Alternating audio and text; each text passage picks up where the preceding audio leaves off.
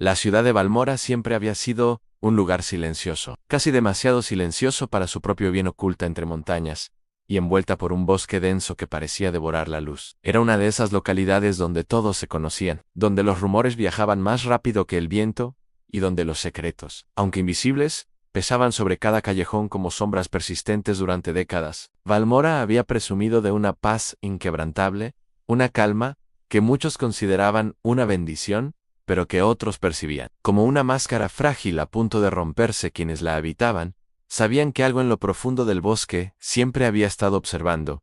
No era un animal, no era una leyenda, era algo peor, algo humano. La historia comienza en una madrugada fría de octubre. Las farolas parpadeaban como si temblaran ante la presencia de algo que no debía estar allí. La niebla densa y pesada envolvía cada esquina, haciendo que las casas parecieran figuras borrosas en un sueño febril. El viento soplaba con una intensidad irregular, arrastrando un olor metálico que pocos lograban identificar, pero que una vez reconocido jamás olvidaban el olor de la sangre. Algunos habitantes aseguraban haber escuchado pasos en los callejones vacíos durante la madrugada, pasos lentos, calculados, que no pertenecían a ningún vecino. Otros afirmaban haber visto siluetas se moviendo entre los árboles del bosque, figuras humanas que desaparecían en cuestión de segundos, como si fueran absorbidas por la tierra misma. Pero nadie decía nada oficialmente.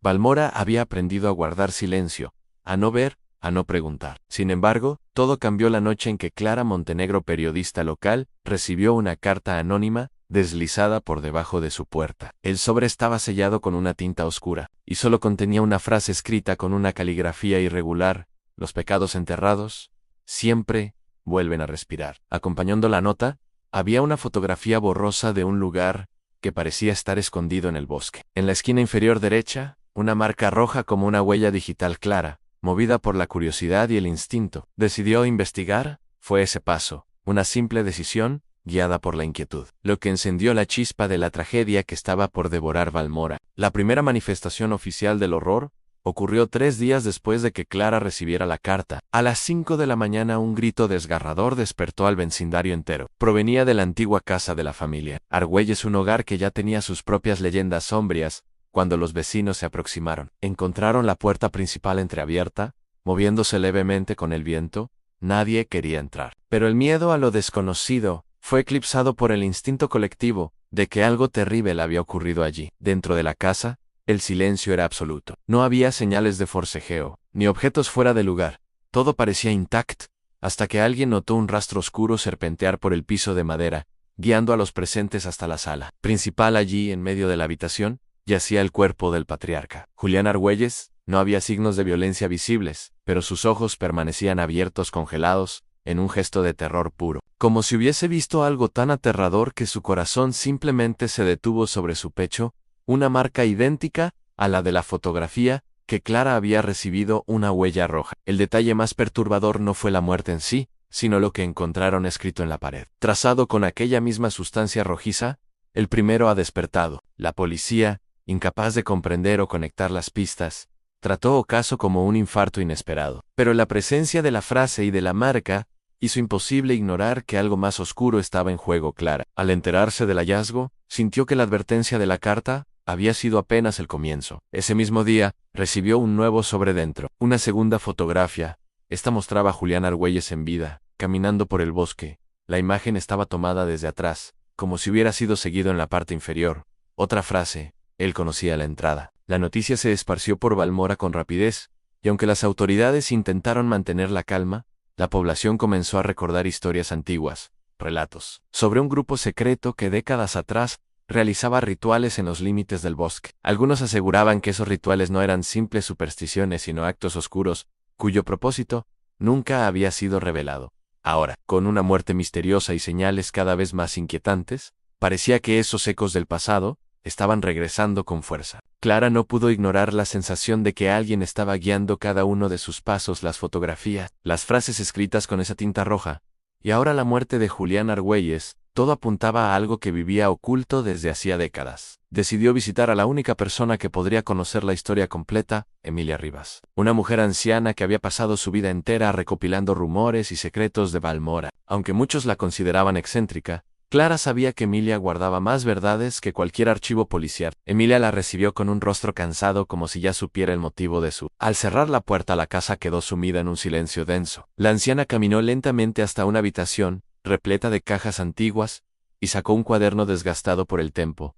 La abrió en una página marcada, con un trozo de tela roja. Allí, escritos con una letra temblorosa, estaban los nombres de 5 hombres. Julián Argüelles era uno de ellos. Ellos formaron parte de la Hermandad del Silencio, murmuró Emilia, con un hilo de voz, un grupo que nunca debió existir, según explicaba el cuaderno, hacía más de 40 años, un grupo selecto de habitantes. Entre ellos Julián realizó una serie de rituales secretos en el bosque con la intención de purificar la ciudad de lo que llamaban la presencia indeseable. Nadie sabía exactamente qué significaba aquello, pero los rumores hablaban de desapariciones, amenazas y un pacto sellado con sangre. El objetivo era borrar a ciertas personas de Balmora, personas que según ellos corrompían la armonía del pueblo. Clara sintió un escalofrío recorrerle la espalda. No eran actos simbólicos. Habían sido crímenes enterrados bajo décadas de silencio. Alguien ha vuelto para reclamar justicia, susurró Emilia, señalando las huellas rojas en las fotografías, y no se detendrá hasta que todos los nombres del cuaderno hayan sido marcados. Clara revisó los otros nombres, algunos ya habían fallecido años atrás, pero 2 seguían vivos. Uno de ellos era el alcalde actual de Balmora. La periodista comprendió que la muerte de Julián no había sido un evento aislado, era la primera pieza del dominó, una advertencia, un mensaje inequívoco. El pasado no había terminado, estaba regresando violentamente, para cobrar una deuda que la ciudad jamás quiso admitir. La tensión en Balmora aumentó como un veneno lento que contaminaba cada rincón. La policía trataba de mantener la apariencia de control, pero el miedo se había apoderado de los habitantes. Las calles, antes tranquila, ahora parecían escenarios de vigilancia constante. Cada sombra era sospechosa, cada ruido despertaba la paranoia colectiva, y mientras el pueblo intentaba sostenerse sobre sus propias mentiras, el responsable de los crímenes avanzaba sin dejar rastro. A los pocos días el siguiente ataque ocurrió. Esta vez, la víctima fue Manuel Ríos, uno de los sobrevivientes mencionados en el cuaderno de Emilia. Su cuerpo fue encontrado en su taller mecánico, sentado en una silla con la cabeza inclinada, hacia un lado como si estuviera dormido, pero no lo estaba. Su rostro mostraba el mismo terror absoluto que Julián, y nuevamente, sobre su pecho, la huella roja brillaba como una firma macabra en la pared del taller. Otra frase escrita con precisión inquietante: el segundo ha recordado en Clara, llegó antes que la policía. Lo que vio la dejó sin aliento, no solo por la escena, sino porque encontró un símbolo grabado en el suelo del taller, un círculo con 5 marcas internas, una de ellas tachada con fuerza. Faltaban tiar, ese 3 vidas que estaban destinadas a caer. El alcalde, al enterarse, intentó negar cualquier conexión, pero el miedo lo traicionaba. Clara lo confrontó en su oficina. Él temblaba visiblemente mientras aseguraba no haber participado en nada ilegal. Pero su versión se derrumbó cuando la periodista mencionó el nombre del grupo, la Hermandad del Silencio. El alcalde palideció. Algo dentro de él se quebró. Nos obligaron, admitió finalmente, no era lo que queríamos, no sabíamos que terminaría así. Clara sabía que era mentira, sabía que ellos habían actuado con plena decisión y plena conciencia. Pero lo que más la perturbaba no era la culpa del alcalde, sino la certeza de que el responsable de los asesinatos conocía cada detalle de aquel pasado. Alguien que había sobrevivido a lo que la hermandad había hecho, alguien que había regresado. Esa noche, Balmora entera perdió el sueño, y cuando amaneció, un tercer mensaje apareció pintado en la fachada del ayuntamiento. El bosque recuerda lo que ustedes enterraron. La escalada era innegable, y la ciudad ya no podía retroceder. El terror había despertado una verdad irreversible. Clara sabía que el final se acercaba. Cada muerte, cada símbolo, cada mensaje apuntaba a un único lugar: el bosque, el mismo bosque que los antiguos miembros de la hermandad habían usado como tumba silenciosa para sus víctimas. Guiada por una mezcla de miedo y determinación, la periodista decidió entrar sola, llevándose apenas una linterna, una grabadora y el cuaderno de Emilia. El amanecer apenas iluminaba los troncos retorcidos, y la neblina hacía que todo pareciera un laberinto sin salida. A medida que avanzaba, encontró marcas en los árboles, la misma huella roja repetida una y otra vez, como si el responsable hubiese dejado un camino deliberado para ella. No sabía si era una advertencia o una invitación, pero no podía retroceder.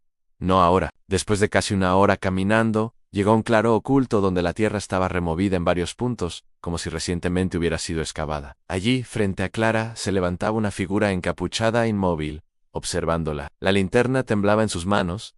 La figura dio un paso adelante, y su voz grave y apagada rompió el silencio. Por fin llegas. Sabía que seguirías las pistas. Clara tragó saliva, intentando controlar el temblor en sus piernas. ¿Eres tú quien los está matando? La figura no respondió de inmediato. En cambio, señaló las fosas abiertas detrás de él. Aquí están los que ellos enterraron. Aquí están las vidas que arrebataron para preservar su poder. Yo fui uno de ellos, pero sobreviví. Ellos pensaron que me habían matado. Me dejaron aquí en este bosque, como si mi vida no valiera nada. Se retiró la capucha. Su rostro estaba marcado, cicatrizado por heridas antiguas, pero indelebos su mirada ardía con un dolor que había madurado durante décadas. No quiero venganza, dijo.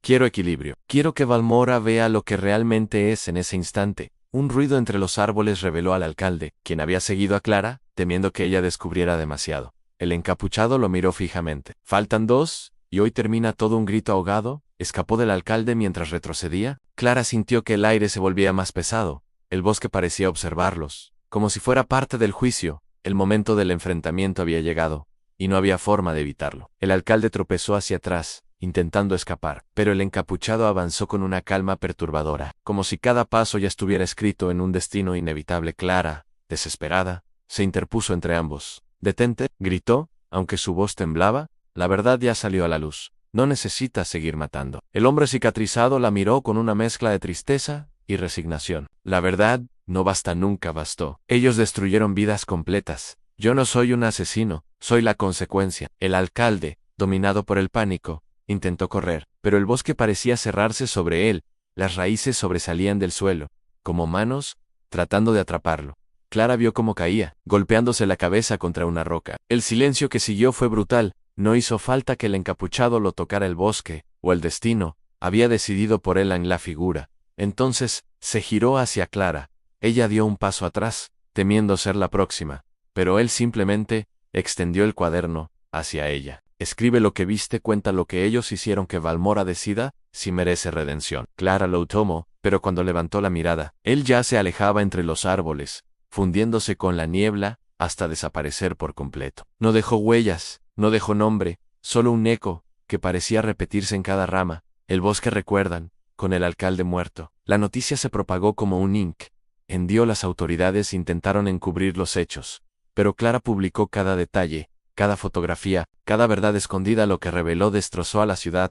Viejas familias fueron expuestas, instituciones quebraron, y durante semanas, Valmora vivió bajo un clima de caos absoluto. Nadie confiaba en nadie. Todos querían saber cuántos habían sido cómplices. Pero lo más inquietante ocurrió un mes después. Una patrulla que recorría el bosque reportó haber visto siluetas cerca del claro, siluetas que no correspondían al encapuchado, siluetas múltiples, moviéndose entre los árboles como sombras recién despertadas. Cuando los agentes se acercaron, encontraron las fosas vacías todas. No había cuerpos, no había rastros, solo una frase escrita en el suelo con la misma tinta roja: los que fueron enterrados ya caminan. Clara, al enterarse, sintió que la sangre se le helaba. El ciclo no había terminado, tal vez nunca terminaría. Valmora, la ciudad que por décadas presumió de silencio, ahora viviría bajo el murmullo constante de aquello que trató de ocultar. El pasado siempre regresa, y esta vez no piensa marcharse. Si te gusta mi canal, suscríbete y activa la campanita de notificaciones para ver historias increíbles de crímenes, suspenso y mucho más.